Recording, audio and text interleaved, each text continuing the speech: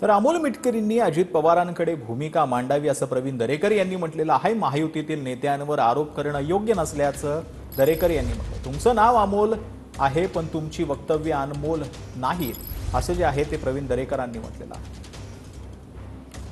अमोल मिटकरींनाही माझं नम्रपणे सांगणं आहे, मी मागेही बोललो होतो की महायुती एकत्रितपणे जेव्हा लढायचं त्या ठिकाणी ठरतं त्यावेळेला युतीतल्या नेत्यांवर मंत्र्यांवर अशा प्रकारचे दोषारोप करणं योग्य नाहीये।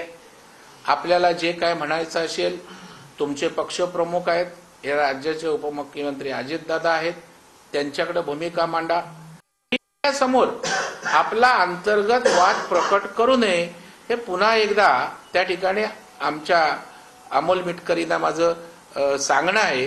कारण शब्द आपले मोलाचे असतात, तुमचं नावही अमोल आहे, त्याच्यामुळे अनमोल वक्तव्य आली पाहिजेत।